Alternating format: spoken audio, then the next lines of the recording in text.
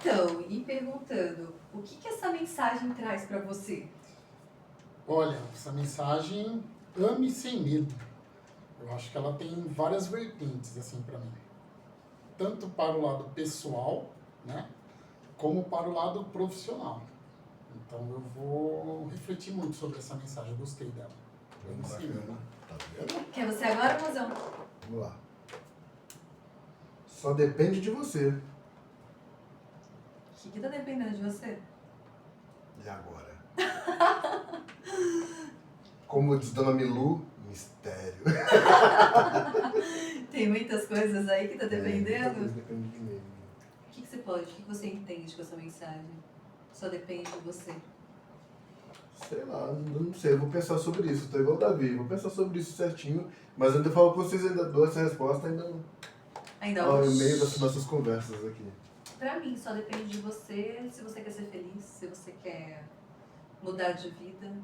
Só depende de você querer qualquer coisa na sua vida. E amar também. Se entregar pro amor, pra mim, eu acho que é se entregar de todas as maneiras, né? Não ter medo de arriscar.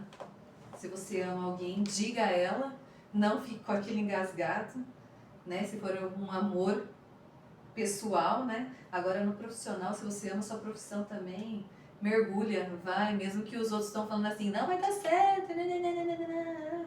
Larga todo mundo falar Uma pessoa e... fala que não dá certo porque ela queria fazer e ela não conseguiu. Aí ela chama pra baixo, é mais fácil. né, às vezes... E o meu saiu, o que te energiza? É uma pergunta. O que te energiza? O que me dá energia? Chamate me dá energia, porque me deu inspiração. Comida me dá energia. Mas se eu for levar pela minha profissão e por tudo que eu estou passando nos dias, como vocês sabem, eu estou com uma doença chata aqui, né? Eu acho que me dá energia é a minha família. É meu esposo, é minhas filhas, e que por eles eu movo o mundo. Então, eles são minha energia. Né? Então, que a gente siga em frente sempre. Mas a gente precisa comer, viu, gente? Precisa comer para ter energia. Então, podem comer. Essa mesa foi feita para vocês, né? Que pena que o pessoal de casa aí não tem, mas olha, sintam-se convidados, tá? Quem quiser participar e contar a sua história, chama aí nos comentários, coloque que você tem uma história inspiradora, que quem sabe você vem aqui nessa mesa partilhar desse café aqui. Vamos lá, então? Senhor Davi, qual a sua história inspiradora? Bom, vamos lá. Talvez eu conte coisas aqui que nunca contei, hein? Meu Deus, olha o mistério! Mamãe, uma jovem, lá por volta dos seus 19 anos, grávida de um bebê. Mamãe chama Dona Lígia, um beijo para Dona Lígia. Todos Beijo. nós lá da cidade de Americana, pertinho aqui de Sumaré, Nova Odessa, né? E mamãe dá entrada no hospital São Francisco, na cidade de Americana, Ah, grávida, no 6º mês de gestação, pelas histórias que me contam, né? Acredito eu. é que a nossa filha nasceu lá no São Francisco. De Ó, 6 para 7 meses. Então dá entrada no Hospital São Francisco e numa gravidez de risco após ter sofrido uma queda. meu Deus. E o que o médico passa para a família é que, olha, vamos ter que operá-la com urgência, então será uma cesárea, mas nós vamos tentar garantir a vida da mãe. Nossa. Então é bem chocante assim Já a começou. primeira, né? Nossa. Só que, como são as coisas, né? Quem trabalhava nesse hospital na sala de parto? A minha avó.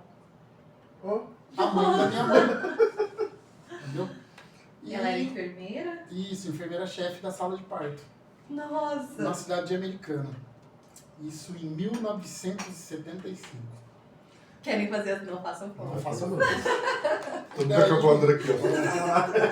E daí começa então uma história inspiradora, porque há 50 anos atrás, uma gravidez de risco, após uma queda, uma cesárea de emergência, onde o médico diz que vai tentar garantir a sobrevivência da mãe, cá estou. Né? A Mamãe sobrevivência. e o filho sobreviveram, Maravilha. graças a Deus. E daí vem o desenrolar de toda uma história onde aquele bebezinho prematuro de 6 meses, que segundo meu avô falava, parecia um ratinho, né? Que não tinha tamanho de gente Entendemos bem. ainda, passa a ser cuidado, assim, passa a ser o xodozinho da maternidade. Você lembra quantas gramas você nasceu? Não lembro, mas era bem pequenininho, assim, era um ratinho mesmo. É porque a nossa filha, né, a mais velha, nasceu com 900 gramas. Eu nasci acho que com Então, menos disso. Uma coisinha Você sabe que ela é assim. pequenininha, assim, ó. Cabo da mão. 27 E a centímetros cabeceira? ela tinha. E aí minha avó, então, começa a cuidar desse bebê, né, o Davi Leandro, que foram minhas tias que escolheram o nome também. Davi é um nome bíblico, né? Sim. Um E minha guerreiro. avó conta, diz a lenda, né? Aí já virou lenda. Diz a lenda que vovó, minha avó Edviges, que infelizmente já não está no meio de nós, virou estrelinha, me enrolava lá naquelas fraldas e tal e colocava no bolso do avental. E Meu circulava comigo pelo hospital para eu não chorar. Muito pequenininho. Muito pequenininho, cabia no bolso do avental. Meu Deus. E assim foi desenrolando entre idas e vindas de estufa, UTI neonatal. Eu acredito que há 50 anos atrás a estufa era uma caixa de vidro com uma lâmpada. É bem isso, né? Igual Aquela a chocadeira. decente. Acho que não tinha a estrutura, né? Que tem que hoje, tem hoje, né? É, porque hoje é muito diferente. Então, assim, a minha sobrevivência já é considerado um milagre. Então, Uma luta, né? Lutou uma, pra viver. uma história inspiradora. E daí, esse bebezinho cresce, se desenvolve. Meu avô falava que... E daí muita gente falava, não vai passar de 1 aninho. Quando chegar em 2 aninhos, vai ter Estatísticas, sequelas, vai ter muitos problemas. Não tive, graças a Deus. Graças a Deus. Amém. E é uma história, assim, de muita luta mesmo, porque... E sua mãe ficou bem? Depois, sim, minha mãe se recuperou, ficou bem, daí foram meses indo até o hospital para tirar leite, para poder amamentar e todo aquele cuidado, até que do 6º mês, 7º, 8º, eu fiquei 3 meses e meio, mais ou menos, no hospital. E depois retornei para casa, mas ainda Com todo cuidado. com todo o cuidado que merecia. E eu sou o mais velho. Depois disso, minha mãe teve mais 2 filhos, o Fernando e o Daniel. Infelizmente, eles vieram a óbito. Então, eu perdi 2 irmãos já. E depois veio o meu o 4º irmão, que é o mais novo. Então, hoje só tem o mais velho e o mais novo. Os 2 do meio não tem mais. Né? Faleceram na gravidez ou... Um faleceu quando era pequenininho, um problema do coração. E o outro bebezinho. Um com 1 aninho e pouco e o outro bem bebezinho. Faleceu. Nossa. Minha mãe já... Então, minha mãe é uma Máquina, guerreira, assim, guerreira. sabe? Já enterrar 2 filhos, né? Não é pra qualquer um. Inspiradora aí. Pois é. E daí, aquele garotinho se tornou um garotinho super ativo e com 7 anos de idade, mais ou menos, por indicação médica, eu fui parar no esporte. Olha lá. Então aí vem a outra parte da minha vida, a viradinha de chave, né? E daí o que aconteceu no esporte? Tive ótimos professores, né? Então a importância de ter bons professores, bons profissionais, né? Meu professor de educação física na escola, Otávio Soares de Arruda, da escola lá em Americana. Olha. Eu fiz o primário, Marcou, né? hein? Porque pra lembrar nome tem que ter E daí eu marcado. tive um professor de educação física daquela época de educação física que era no contraturno, que tinha que ir com uniforme, né? O shortinho, e a Razão, camisetinha. camisa Exatamente. E era uma hora de aula, se eu não me engano, uma aula puxada, né? E o meu professor já identificou ali que era um garotinho bem esperto e tinha uma boa coordenação motora e tinha alguma coisa assim que o esporte poderia Se beneficiar, né? se beneficiar. E indicou Daí o pediatra que cuidava de mim também, eu só não me lembro o nome, mas eu sei que era um japonês. E ele adorava receitar bezetacil. Essa dói. Essa dói. E tanto é que eu sou alérgico a bezetacil hoje. Oh, meu Deus. Acho que foi muitas. Aí, assim, fui indicado ao esporte. Aí, e ao esporte que eu tive acesso, assim, de primeiro foi o judô. Aí eu procurei através de uma vizinha que começou lá fazendo aulas de judô. Um projeto social, você vê a importância dos projetos sociais, né? Sim. Das organizações não governamentais, que hoje são as OSCs, né? Porque não são todos que conseguem pagar. Eles acabam sendo um braço, até às vezes, do poder público mesmo, né? Então, um projeto social linkado à Prefeitura de Americana, e esse projeto existe até hoje, olha a importância Que disso. legal. Os meus primeiros professores, né? Anísio, Anderson, Edson e Nakashima, eu lembro de todos eles. Esses caras é pica. São vivos até hoje? Você tem contato? O Sensei Nakashima, que era um japonês, ele foi delegado de polícia, aposentou-se depois. Ele, infelizmente, já faleceu. Quando eu entrei no judô, ele já era velho. Mas fez a diferença na sua vida. Ele conseguiu já ter uns 150 anos. Então, por aí, faça uma conta, né? Então, mas os outros professores ainda são vivos, eu gosto muito deles. O professor Anderson, inclusive, era meu vizinho, quase. Eu morava numa rua na horizontal, ele morava numa rua na vertical, assim, próximo da minha casa, às vezes me dava carona, né? O professor Anderson é uma pessoa corretíssima, super competente, tem uma história de vida bonita. O professor Edson, quando eu entrei no judô, ele era faixa marrom, nem faixa preta era, estudou educação física, se formou, pegou a faixa preta, e é o professor até hoje responsável desse projeto. Então, Edson, um grande abraço. O professor Anísio era estudante de educação física quando eu estava, eu passei pela mão dos três, né? Então, assim, marcaram a minha vida. E daí, nesse decorrer aí, me identifiquei muito com o esporte. Primeira aula que eu fui fazer com a Anísio, já tomei uma cagada. Porque Oh, meu Deus! Primeira aula. Porque as crianças estavam fazendo um exercício que é típico do judô, que são as quedas, os rolamentos, né? E eu não quis fazer a primeira aula, eu fiquei assistindo só. E daí eu assistindo, um garoto foi tentar fazer e não conseguiu. E eu dei risada, tirei sarro dele. E daí o professor falou: o que você está dando risada aí, menininha? Você acha fácil? Vem aqui tentar fazer na próxima aula. E eu fui desafiado. Aí o que aconteceu? Cheguei lá, não consegui fazer. Eu tinha treinado em casa. Aí aquilo ficou matutando na minha cabeça. Falei, não, a gente é movido por desafios, né? Sim. Eu vou conseguir fazer esse negócio. E vou mostrar que consigo. Demorou um pouquinho, mas eu consegui fazer. Então eu fui desafiado. Então essa questão da disciplina, a questão da socialização, fiz vários amigos, né? Então o esporte, assim, é enriquecedor na vida da gente, assim como a cultura também, né? Sim. Então aí vira a viradinha de chave, a minha entrada no judô, num projeto que tinha o nome desse professor japonês aí, Associação de Judô Nakashima, lá na cidade de Americana. Aí vem a segunda virada de chave, através do judô. Eu fui tendo oportunidades, fui participando de eventos, fui mudando de graduação, de faixa. Nunca mais parou com o judô? Nunca mais parei. Aí olha, gente, foi a paixão à primeira vista. Conquistei a faixa preta, né, que era tão sonhado e tal. Um exame que era muito difícil da Federação Paulista de Judô. Fui lá, prestei, passei. Prestei o exame para segundo dan, passei também. E assim foi. E sua família? Sempre apoiou? Apoio, na medida do possível. A minha família tem uma origem muito simples, assim, né? Sim. E desde aquela época,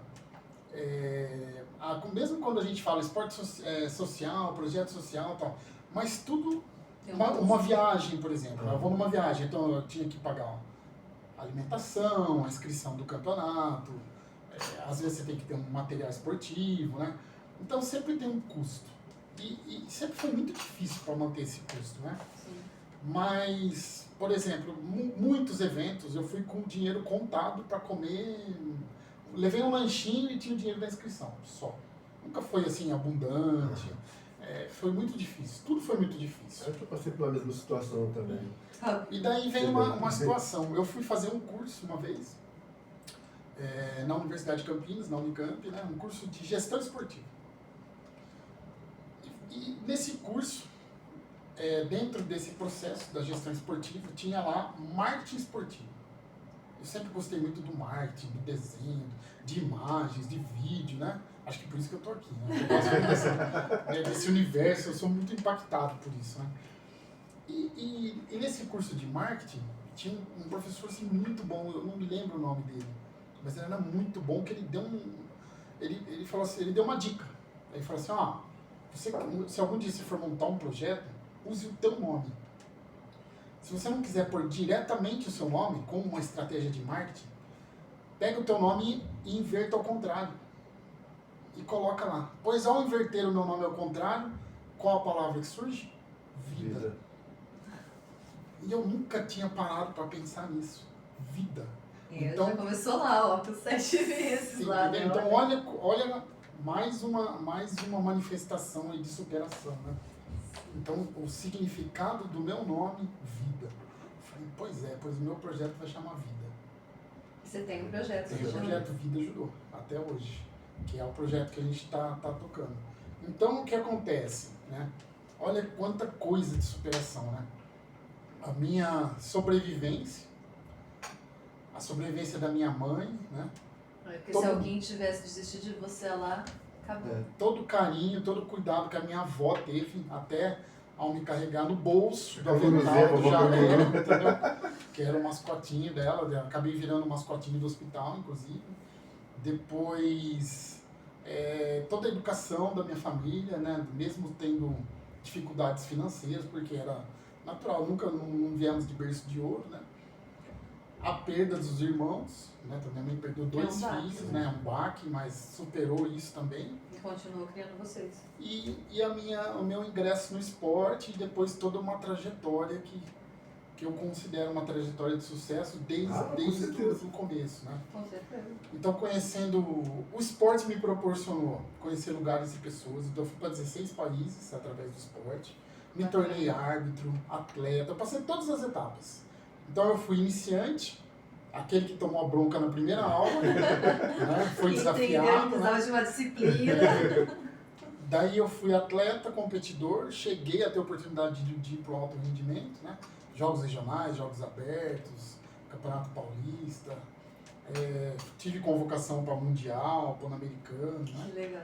Depois me tornei professor técnico de judô, ingressei no Sistema Nacional de Ligas, né, através da Liga Nacional de Judô. Através da Liga Nacional, cheguei a ser técnico da Seleção Brasileira Juvenil. Olha a bagagem, galera. Vai. Aguenta aí, vai pegando. Na época que a gente ia encontrar com ele, e na mesa dele tinha uma pasta assim. Meu Deus, verdade. Enorme, cheio de certificado, diploma, coisa incrível. Impactante. E daí cheguei a ser técnico da seleção, depois inclusive lá em Santiago, no Chile, recebi o prêmio de melhor técnico do Brasil. Que honra, olha. Né? Então tem muita coisa aí. E daí nesse processo, né, a gente foi entendendo o quanto era importante o esporte como ferramenta de transformação, principalmente na vida das crianças. Né? Então, hoje eu acredito muito que a educação é um caminho assim, talvez seja o principal caminho, através da educação, através do esporte, através da cultura, ou da união dessas 3 coisas, você consegue prevenir muita coisa. Né? Sim. Infelizmente, a gente tem... Infelizmente, ela está sendo usada de maneira errada.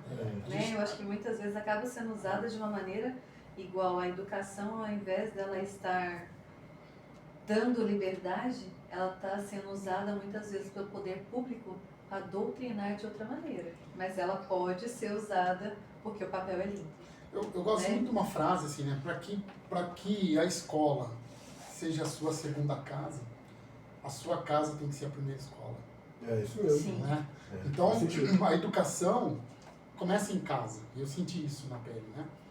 Então, o papel da escola é fortalecer vínculos, fortalecer laços e dá um direcionamento, mas esse direcionamento começa em casa, né? Começa na família. E hoje o que a gente percebe é que há uma transferência de responsabilidades, né? A família está transferindo, alegando falta de tempo, alegando uma série de coisas, né? E seja na área do esporte, seja na área da educação, seja na área da cultura. Transfere, Porque né? eu vou colocar ali no... você tem lá aquele instituto? Você tem lá aquela aula de dança? Tem lá aquele projetinho ali? Eu vou colocar para matar tempo. E não dar o valor necessário. Vou pôr lá para ver se aprende alguma coisa, gente, mas o aprendizado é de casa, ali nós Sim. vamos lapidar só, né? É isso mesmo. Então, Essa união. nesse tempo, a gente vem entendendo a importância do papel da educação, a importância do papel do esporte, a importância do papel da cultura dentro da formação do indivíduo enquanto criança. Sim. E essa formação passa por um processo que vai de ter oportunidades. Às vezes a pessoa fica retraída ou ela não faz alguma coisa porque ela não teve oportunidade mesmo, né? Mas isso não. Né? Às vezes você fala assim, Montemor, né? Cidade que eu adoro, cidade que me acolheu, né? Quando Aliás, você veio pra cá? Vim pra cá em 1999. Sua família veio pra cá? A minha mãe mora aqui. Depois de um tempo que eu vim pra cá, depois de uns 3 anos que eu vim pra cá, minha mãe veio também pra cá e não voltou mais. A minha avó, que cuidou de mim lá no hospital, morou aqui em Montemor. Que legal. Né, no tempo, depois voltou pra Americana. Por que Montemor? Foi assim. Eu dava aula lá em Americana, em Como Santa Bárbara do professor Oeste, de como professor de judô judô. E conheci o professor Alcides, que é o do Karatê, Ah, nos Jogos Regionais. Lá na cidade de Santa Bárbara do Oeste, onde eu trabalhei no comitê organizador dos Jogos. Lá eu conheci o Alcides do Karatê, que é um amigo. E daí, num bate-papo assim, informal, o Alcides falou, viu, eu dou aula de Karatê lá em Montemor. Nem sabia onde era. Pra mim, Montemor era fora do estado de São Paulo. o Montemor pra mim é lá na Itália. Então, entendeu? Eu dou aula lá em Montemor. Falei, nunca ouvi falar. É longe? Daí perguntei pra ele, é longe? Não, é depois de Sumaré, ali entre Sumaré, Hortolândia e tal. Aí eu nem sei se Hortolândia já era emancipado nessa época. Eu não tenho certeza, eu acho que não. Era junto ainda. Bom, resumindo. Era Sumaré, né? É porque o Hortolândia tem era um 30 e bairro de poucos Sumaré, anos, era um depois bairro de pediu Sumaré. emancipação. Aí ele me convidou, eu dou aula de karatê lá, eu tenho um espaço lá, você não quer pegar umas aulas de judô lá? Eu falei, vamos tentar. Tentei. Em 1999. Tô até hoje. Já Eu escrevi pra cá em 1919. Primato. 25 anos já se passaram, estamos aqui, né, em Montemor, cidade que eu gosto. Eu falo assim, eu não nasci aqui, mas eu já recebi até o título de cidadão montimorense. Né? Aí. Tá bom, eu sou cidadão montimorense, posso De falar que verdade. sou, né? Sim, 25 anos aí, ó.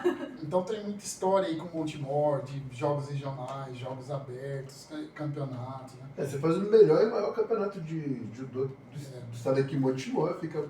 Olha, top nós demais. já fomos representar a cidade de Montemor, para você ter uma ideia, em Roraima, no Mato Grosso, no Espírito Santo, no Rio de Janeiro, em Santa Catarina, Em todos os estados aqui. na Bahia, no Ceará, nossa, fomos em Minas Gerais, quase todos os estados brasileiros nós já fomos.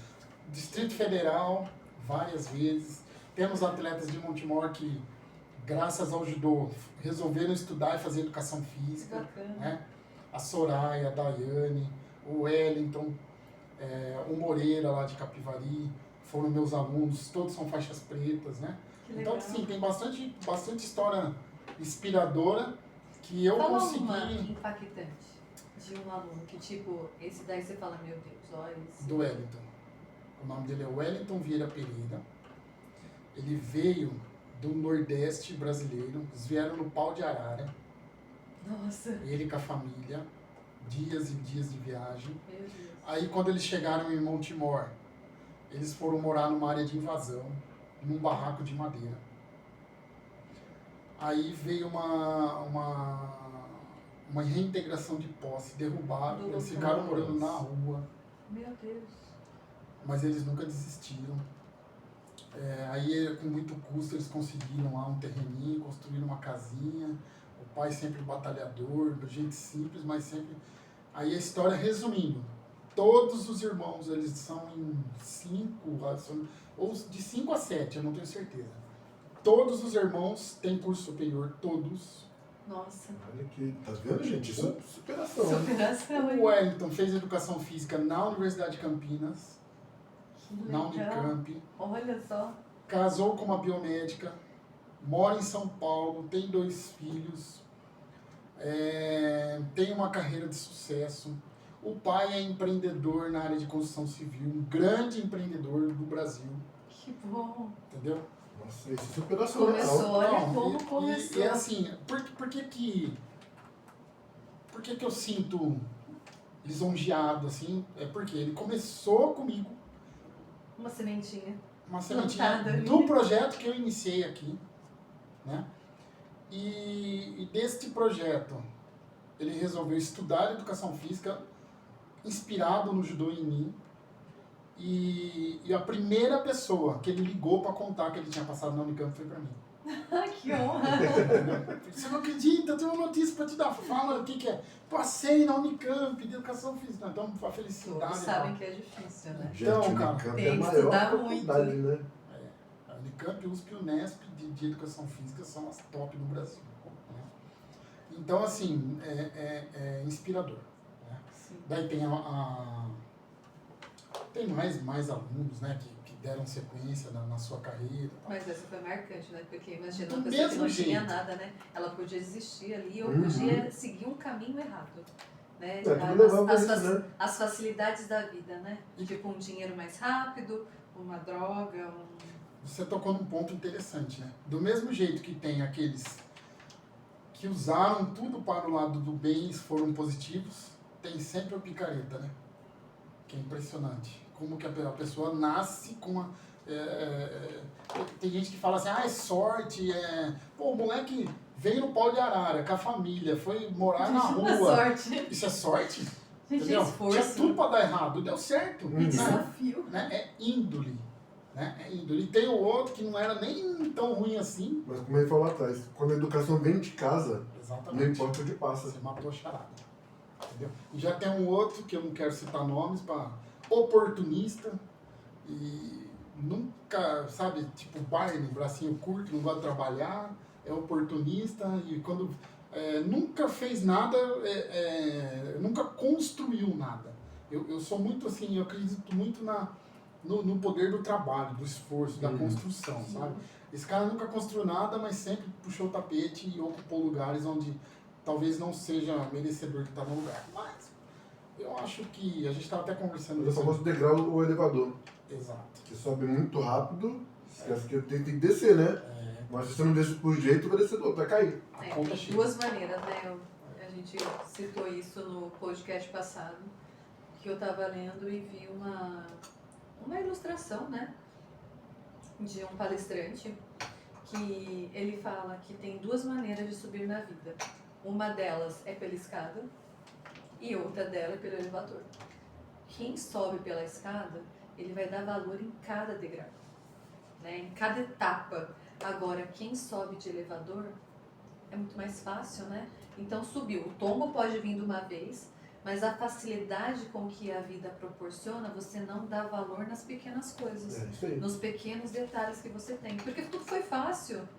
Então, eu posso passar por cima do outro, eu posso pisar em cima do outro, e não tem problema, né? Aí falando assim das oportunidades, né? Eu fico muito feliz. Tem muitos alunos, muitos mesmo. Eu nunca fiz essa conta, assim, mas eu por cima, mais de 1.500 pessoas passaram. Já por passaram. ele, aqui em Montemor, no judô. E tem alguns que são marcantes, né? E uma história de viagem, assim, né? Nós fomos para Brasília, no Campeonato Brasileiro de Judô. Eu tenho um aluno chamado Matheus. Na época, o Matheus devia ter uns 12 ou 13 anos, se eu não me engano. Será que é o Matheus? Tia! É esse Matheus? Não, Será? o apelido era Cotô. Ele tinha um cabelo, ele achava que era lindo aquele cabelo, mas era horrível. E só quem achava bonito era a mãe dele. Ele parecia o Rei Leão. Mãe fazendo papel de mãe. É, Oh, meu Deus! muito feio. E Tadinho. ele falava, professor, tá bonito? Eu falava, não tá, Matheus, corta esse cabelo. Ele falava, não, minha mãe falou que tá bonito, então tá bom. Eu achava que ele tava feliz, desde que fico feliz. Aí nós pusemos um apelido de cotonete, parecia um cotonete andando. Ai, Aquele tadinho. cabelo. Não era bullying, tá, gente? Era só um apelido carinhoso. E daí Eu ele tive gostava, um pai de inclusive. bullying. Aí, A gente não faz bullying. aí ficou, né? Contou, enfim. Fomos pra Brasília. Aí chegou lá em Brasília, aeroporto internacional de Brasília. Passou na esteira a minha mala, eu tirei a minha mala. Passou a mala do outro menino, foi, tirou a mala dele. Passou a do outro, tirou a mala dele. E o cotonete olhando pra esteira. Ele passa a mala, mas restou 2 ou 3 malas. E passa a mala e vai embora. Aí, Matheus, você não vai pegar sua mala? Professor, eu não sei qual é a minha mala. Oh, meu Deus. Eu falei assim, como é que você não sabe qual é essa mala? É emprestada do vizinho. Mas não foi você que arrumou, não, foi minha mãe. Oh, meu Deus, Olha, eu não sabia qual. Não lembrava, deu um branco nele, não lembrava qual era a mala dele. Aí falou, bom, aeroporto internacional tem o seguinte, se a mala passar, eu vou não sei quantas 2 vezes lá, 3, 4, 5 vezes, eu acho que aciona alguma coisa lá, porque pode ser algum problema lá segunda volta. de bomba, sei lá. Eu falei, pronto, nós vamos travar o aeroporto aqui daqui a pouco. Aí, passou 2 malas. Qual que você acha que é, Matheus? Ah, eu acho que é aquela. Fomos lá, tiramos a mala dele. Vamos abrir, né? Quando abriu, tirou uma roupa dele assim, era dele. Então essa foi a primeira história. Aí, chegamos lá, tem um credenciamento técnico que tem que fazer a pesagem. Então, Matheus, você vai lutar na categoria tal. Fomos num restaurante. Ó, tá liberado, você vai comer, porque precisa se alimentar pra estar bem, né? Tá. Mas, como nós vamos pesar amanhã cedo, então você come alguma coisa leve. Isso era janta, era o jantar. Beleza? Posso deixar você à vontade, qualquer coisa você chama. Deixa comigo, professor. Tô em casa. No restaurante, cadê o Matheus? Aí combinamos, não, ó, vou sentar naquela mesa lá. Vai lá, serve o que você quiser, que você sabe que você gosta e tal. E vem pra gente sentar na nossa mesa lá. Daqui a pouco vem o Matheus com um prato, uma bandeja, um prato, né? Cara, a coisa leve dele, um prato de feijoada. Ai, Nossa. que delícia. Credo, que absurdo. Meu Deus, sem noção mesmo. Cabelo feio, esquece a mala, come feijoada pra fazer regime. Eu falei, ei, Matheus, viu? Aí, come. Eu falei, já pôs no prato. Come, né? Comeu e o bicho era tão sortudo que bateu o peso ainda. Deu certo. Oh, meu Deus, olha Deu só. certo. Ó, teve sorte na mala, sorte Deu no certo. peso. Eu acho que na hora que ele acordou de manhã tomou um lactopurga. Não, deu certo. Ele bateu o peso assim, bem em cima, mas bateu o O peso. Matheus é aquele que a gente encontra aqui e fica, ó tia, é ele? Não. Não, é outro. O Matheus, ele... Porque tem, é Matheus, não é? Inclusive Eu a mãe... conheci um Isso, atleta dele, né? O Matheus... O pai e a mãe são professores. O pai é o Carlinhos, professor de matemática, que deu aula lá no Objetivo. E a mãe é professora também. E o Matheus e a irmã dele foram meus alunos e os dois também fizeram faculdade. O Matheus, se eu não me engano, fez engenharia agrônoma, alguma coisa assim. Agronomia, se eu não me engano. E hoje trabalha com genética de alimentos, aí tá bem sucedido. Então, assim, é muito legal. Uns lapsos aí. Mas faz parte, né? Mas a gente se divertia muito, assim. E as viagens, e assim, por que é impactante, né? Como eu estava dizendo, a primeira vez que o Matheus viajou de avião foi comigo. O ano passado, ano retrasado, se eu não me engano, nós levamos dois alunos aqui de Montemor, para um campeonato brasileiro também lá em Fortaleza, no Ceará. Então o menino, a história é assim, a primeira vez que ele dormiu fora de casa, num hotel, foi comigo, com a nossa equipe. A primeira vez que ele andou de avião, foi com a gente. Que legal. A primeira vez que ele foi para um evento nacional, foi com a gente. Então, é uma viradinha de chave, né? Assim como foi impactante para mim, né? Eu acredito que para essa garotada, tem exemplos né? aqui, porque quando nós fazemos competições de dança, né? como a filha do Uma prof, boa já foi nossa aluna, né? Esteve com a gente, já viajou com a gente. Tá fazendo faculdade de Tá dança. fazendo faculdade. Olha que como orgulho! influencia. Uhum. Olha que orgulho, impressionante. passou aqui nas nossas mãos e é muito bom saber. Hoje é uma excelente professora também. Eternamente grato a vocês. Pode ter certeza Gatinha, disso. logo mais para aqui com a gente. Vou chamar. Já fica aí, vai se preparando aí.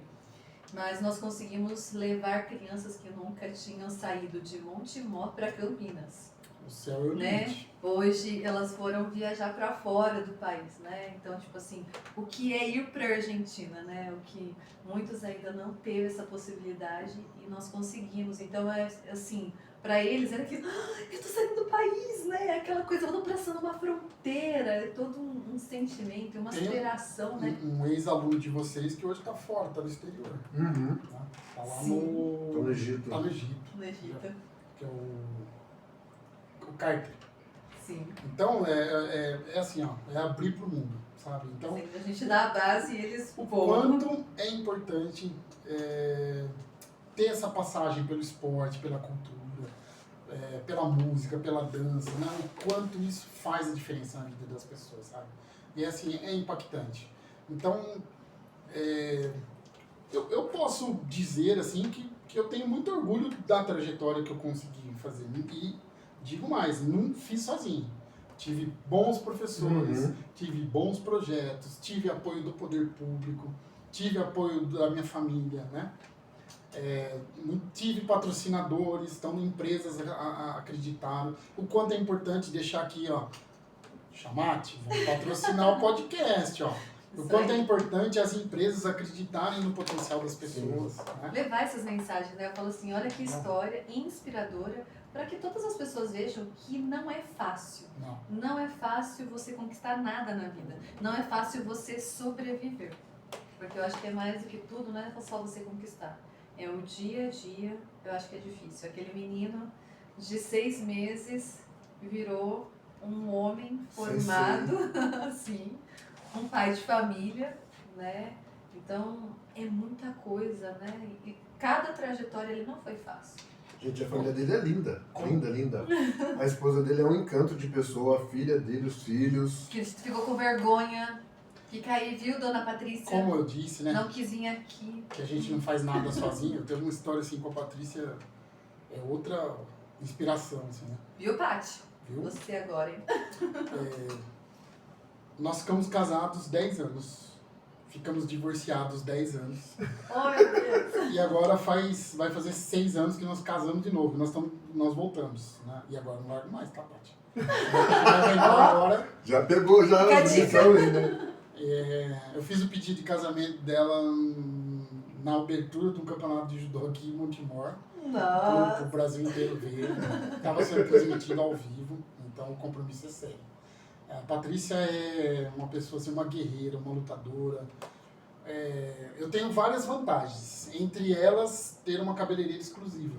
Ai, que top. Então ela mantém meu cabelo. Já não tem cabelo, né? Então o pouco que tem ela cuida com muito carinho, né?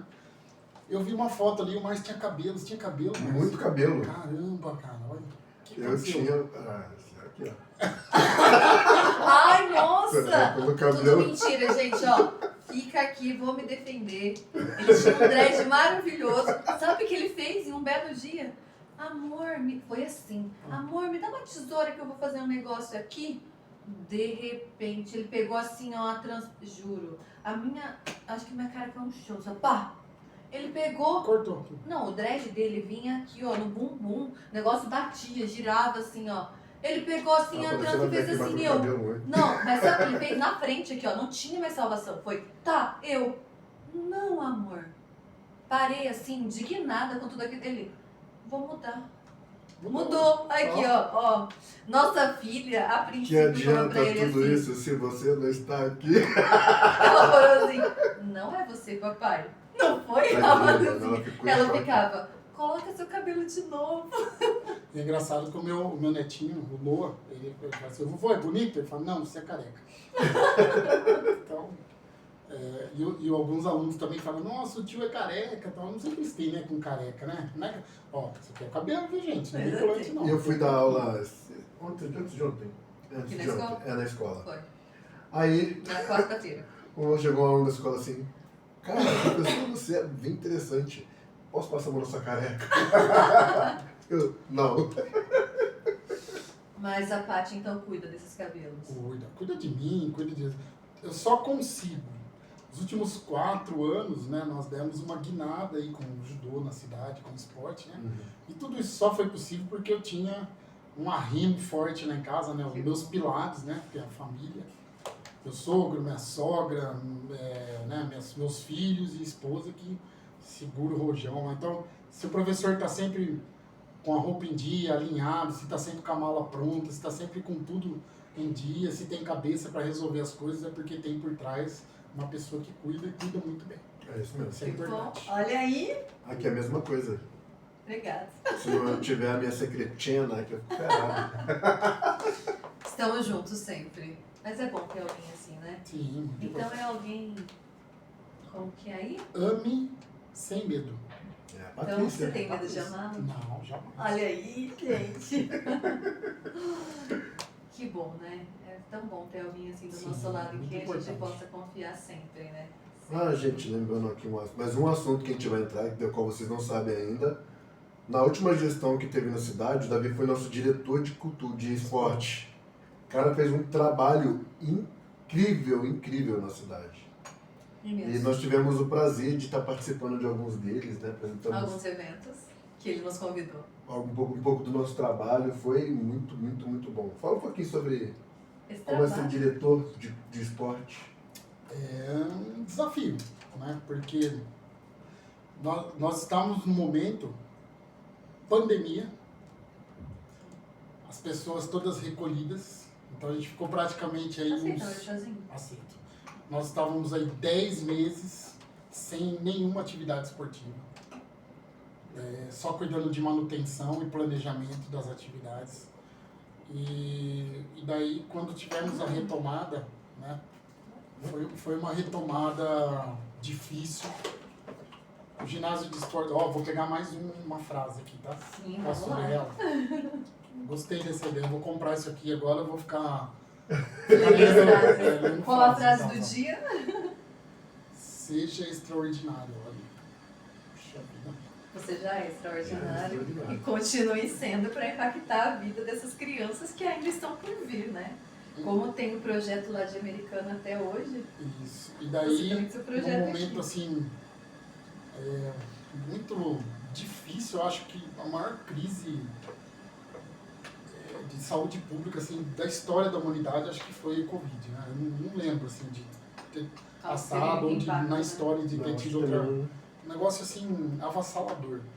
E daí a gente veio esse pós-Covid, que o principal evento que o ginásio de esporte tinha recebido foi a vacinação. Até então. E daí, na sequência, nós já trouxemos um campeonato nacional para cá, onde todo mundo ainda estava meio restrito, com uso de máscara e tal. E daí não parou mais. E daí nós saímos o histórico que nós tínhamos, né, de 300 atendimentos, nós fomos para 3.000 atendimentos em 1 ano e meio de trabalho, e depois manteve Incrível, né? esse atendimento de mais de 3.000 pessoas assistidas pelo esporte. O esporte tem essa capacidade de impactar na vida das pessoas de maneira positiva. Então eu costumo dizer muito assim, inclusive a frase principal do projeto de judô, né? Esporte como ferramenta de transformação, dando oportunidade de conhecer lugares e pessoas. Então é uma troca. Quando que uma pessoa lá do Amapá, de Manaus, ia conhecer Montemor e vieram para cá. Vieram, né? No Campeonato Viagem Nacional, de uma dias. pessoa, do Espírito Santo, de Minas, do Rio de Janeiro. Abre a porta da cidade, Sim, né, para o sim. mundo, para que os outros conheçam Movimento comércio, né, Sim. movimento da rede hoteleira. Então, o turismo da cidade, né? Tudo. você pega os principais eventos. Vamos falar então da importância do esporte e da cultura no planeta Terra. Falando já. Você pega os principais eventos que movimentam o planeta, são os eventos culturais e esportivos. É, fato. Sem sombra de dúvidas. Não. Então eu pego lá os Jogos Olímpicos, Jogos Pan-Americanos, Jogos Sul-Americanos, Jogos Regionais, aí para nível, né, vai chegando mais próximo. As Olimpíadas, o maior evento do planeta. Para. Copa do Mundo, Para. né? Você entendeu? Aí você pega Rock in Rio, Detal, não, movimenta a Festivais, estrutura, né? entendeu? Enfim. Até esse último show agora da Lady Gaga em São Paulo, lá no Rio de Janeiro, mano, bilhões. Muito.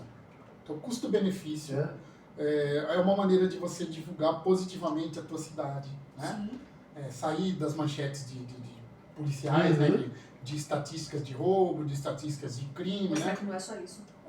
Entendeu? Mostrar que a cidade é boa, que a cidade... E é engraçado, né? A gente começa a observar a opinião das pessoas que vêm de fora. Como a cidade era bonita, como a cidade era cuidada. Nossa, que cidade bonita! E às vezes quem está aqui não dá esse valor. Não. Né? Não consegue Nossa, enxergar. cidade Você consegue, limpa, sabe né? qual é o equilíbrio das pessoas da própria cidade? De não erguer a cidade, de colocar a cidade sempre para baixo. Ah, porque a cidade é uma cidade que faz isso, que a cidade que tem isso, a cidade não tem isso. Mas será que essa pessoa poderia oferecer também, poder fazer uma coisa melhor? Eu fico triste quando as pessoas falam assim, aqui não tem nada. Claro que tem. Uhum. Tem muita coisa. Às vezes, você não está dando devido valor aos profissionais que estão aqui desenvolvendo. Fala-se muito, né, hoje da saúde, né, tal. Mas, gente, é um problema mundial. Não é específico do Brasil, específico da cidade de Montemor. É um problema mundial, entendeu? Aconteceu. A gente tá... Vou falar por experiência própria. Ah. Eu tenho um convênio de saúde. Pago-se um convênio. Mas nem o convênio cobre o que a minha saúde precisa. Pois é. E mesmo assim, quanto espera-se? Porque assim, fulano, você tem que marcar. Daqui 2 meses. Eu falei assim, se no convênio tá pedindo 2 meses para você marcar uma consulta, quanto mais em um SUS? Que tá Gente. atendendo... Mas se tá ruim assim a saúde no Brasil, vai morar fora. Eu ia falar isso agora. É muito simples, gente. O Brasil, Não tem- lá na Europa, nos Estados Unidos, Não, você tem você SUS. tem saúde. Você tem saúde, você vai pagar pela saúde. Então tá tudo certo. Tudo que você fizer, você paga. A ambulância foi buscar. Paga. Você precisa tomar uma injeção? Paga. Aí outra coisa. Sentiu dor, não tem analgésico. Porque aqui no Brasil você tem esse acesso, não. Pode ser o mínimo, mas o mínimo faz uma diferença absurda. Sim. Lá fora não tem. E as pessoas não dão valor. Elas criticam. Ou ao invés de procurar maneiras de melhorar. Nossa. É complicado, né? Às vezes eu não consigo entender qual é a visão da pessoa em não valorizar o meio que ela vive. Né? Sim. Tá? Prefere Desvalorizar, dar então, Uhum. quantas coisas, né? Como eu disse, lá na cidade X, lá em Americana, que é uma cidade maravilhosa, grande, desenvolvida, eu iniciei num projeto gratuito pela prefeitura. Do mesmo jeito que tinha lá em Americana, nós implantamos aqui. Então, nós estamos em pé de igualdade. Sim. Né? Só que daí o de lá é melhor, o de não sei onde é melhor, Campinas é não sei o quê. Mas aqui também é legal, né? Precisa valorizar, né? E às vezes a gente não Se a gente perde fala o isso. É isso aí. E a gente fala tipo de profissionais excelentes, meu. A gente tem profissionais excelentes aqui na cidade. E você comentou que tem uma atleta aqui que já foi jogadora de Seleção. seleção. A Rayane, do futsal, do E futebol. como, né? Falei, como que não Já pode foi ser? seleção. Sei lá, A filha da Leila, está a Lara sendo. Barbieri, Uhum. já foi Eu convocada falo pra assim, seleção. será que está sendo valorizado? Tiveram que sair daqui e jogar fora. Então, tipo assim, as pessoas daqui, né, o poder daqui valorizam esses profissionais, né? Então, Infelizmente. que aí pensem, né, como que vocês estão tratando esses profissionais. Não é uma crítica a nada, mas é só uma reflexão realmente, né? Eu vejo assim, eu vou falar a nível federal, tá? E depois vai caindo para estadual e municipal. Existem políticas de governo, existem políticas públicas. Tá? As políticas de governo, elas vão atender características daquele governo, as cores, o que o governo pensa, o que ele quer e tem um prazo de data de vencimento. Sim, As políticas públicas vão atender o interesse da nação. isso mesmo. Né? Por que o interesse da nação? Eu tenho Jogos Olímpicos da Era Moderna. que acontecem de 4 em 4 anos. Então eu tenho ciclo olímpico. Então a preparação de um atleta não é em um mês. Demora Não mesmo. 4, 5, 6 anos E eles para precisam acontecer. de um patrocínio para poder se Manter, manter eles ali nesse Precisam tempo. ter essa segurança jurídica, essa segurança administrativa de que daqui 5 anos, 6 anos, Eles consigam a- chegar. aquela metodologia que está sendo aplicada de Bolsa Atleta, de auxílio e tal, vá continuar para que ele consiga dar resultado. Isso é que as pessoas precisam entender também, gente. A Bolsa Atleta não é vagabundo, o cara é vagabundo que tá só treinando, não. Imagina. É um trabalho, é trabalho de mente, trabalho de corpo. Então, tipo, ela E tem que ter muitas uma vezes esses segunda jornada, porque é um Esses atleta. atletas não têm só Não, isso, não tem eles isso não. sempre Tem têm que um ter a outro segunda trabalho. jornada. Porque só esses auxílios não vão dar subsídios, quem dera desse, né? Mas não dão Deveria, subsídios sim. para ele conseguir se manter. Porque assim, ó, na hora de aparecer na televisão, e aí o atleta trazendo medalha, Não é legal? todo mundo bate palma, mas aí ninguém sabe como funciona por trás. Essas histórias inspiradoras. Todas as dificuldades que a pessoa tem para chegar até lá. Eu vou dar um exemplo do judô, né? Quantas vezes, né? No final de semana em casa tinha uma lasanha, tinha um bolo. Eu não podia comer, porque eu estava segurando o peso que eu ia competir. Então, quantos almoços de domingo eu perdi, porque eu estava viajando, competindo. Uhum. Então ninguém vê isso, né? É bem isso. Enquanto, é lógico, foi uma escolha minha, né? Eu tô falando isso já num período que eu tinha maturidade para entender isso tudo. Mas muitas vezes a galera tava comendo um churrasco, alguma coisa bem legal, e eu tava na folhinha de alface. É bem isso.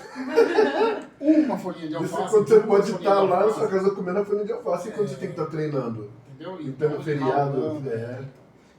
não é fácil. São Então, escolhas. eu valorizo cada passo que um atleta do alto rendimento dá. Eu acho que tem gente que fala assim, esporte é saúde, esporte de alto rendimento. Não é, não. O esporte de alto rendimento ele tem um preço. Tanto é que a vida do atleta é curta, né? Uhum. Mas é recompensador, é bem legal. Assim, Eu falo participar. que hoje em dia, eu acho que antes poderia ser assim, mas eu vejo que hoje em dia tem médicos tentando auxiliar nisso. Eu vejo que teve uma transformação nisso para que não aconteça dessa vida ser curta. Porque hoje se fala muito na saúde mental, Sim. na saúde alimentar, da maneira que a pessoa vai comer. Porque antes a pessoa pensava, eu não posso comer. Hoje é aquilo, eu posso comer isso, né? Então eu vou substituir isso por Dosadamente, aquilo. talvez. É. Só que assim, Eu comi. infelizmente, Hoje eu preciso repor. isso, mas infelizmente o que acontece? É caro. Sim. Então às vezes se a pessoa for de uma família humilde e ela quer e não tem o poder público aí, né? Eu falo que essas políticas públicas auxiliando nisso, ela vai ter que abrir mão de alguma coisa ou comer de alguma outra forma para poder tentar chegar até ali, né?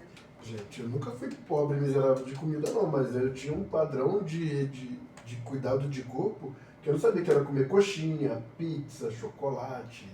Era uma vez a cada 6 meses, quando rolava esses 6 meses. Porque a gente sempre estava treinando para espetáculo, show, e aí como eu trabalhava em TV, o corpo tem que estar sempre em forma. Não comia. Então, tipo assim, igual a vida de que arroz, feijão, um alface, uma carninha magra, o tal do churrasco no final de semana, você não sabe o que é isso não. Eu vejo algumas críticas, né? E eu não concordo. O Ronaldo, jogador de futebol, né? O cara não. Uma massa, né? De forte e tal. E agora ele é uma massa de massa. Né? É, mas Ele você deu fala. ele deu uma engordadinha. O que acontece? Nossa, o que esse cara se privou em dietas, em Aham. treinamentos, Sim. né? Entendeu? Então, agora o cara pode, ele faz mesmo. Mas é o tal do padrão, né? E vários atletas que saíram do alto rendimento e se aposentaram, né? E o É corpo parou, né? o corpo É parou. aquilo. Exato. Por mais ele estava no alto rendimento. Sim. Se o corpo para